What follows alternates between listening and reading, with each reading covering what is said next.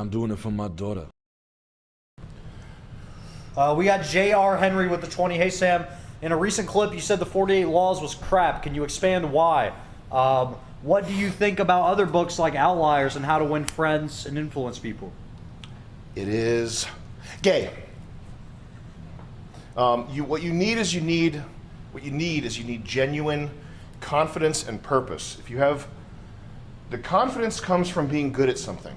If you are good at something that's of real benefit to others, or is a really esteemable thing to be good at, a craft, something meaningful, building something, making, I mean, in a more limited sense, because a lot of the time art and music are just therapy for your broken mind. But if you're making art or music that is of substance and of value to other people, that's a big caveat.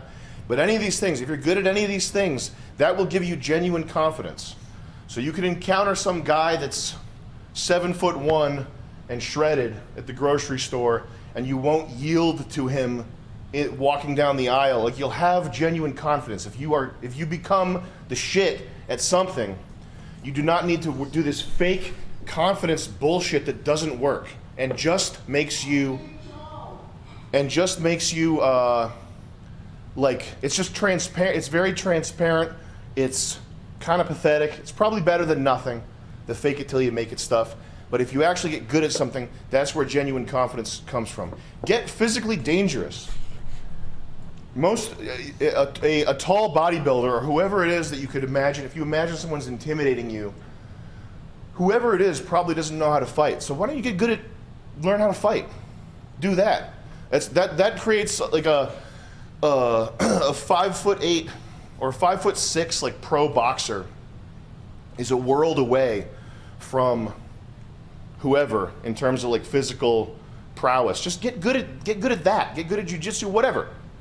But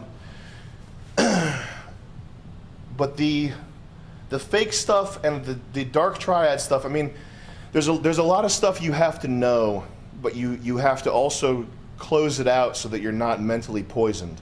There's a website called themasculineprinciple.blogspot.com, and it's like a super old school Meninist pickup artist dark triad women advice website. Yeah. And it's so old that it's like the graphics on it, it's like an astronaut sitting back in a lawn chair drinking a beer. Yeah. Like, it's like super 2002 like man show era Meninist stuff.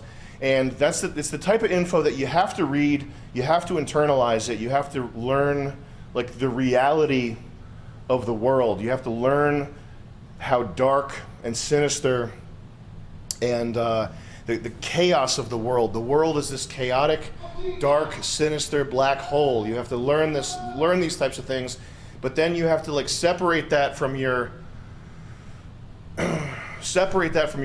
and not let that poison you with cynicism and darkness. And most of the people that I've heard putting forward the 48 Laws of Power stuff and the dark triad stuff are people who are not yet at the point in life where they have anything resembling genuine meaning or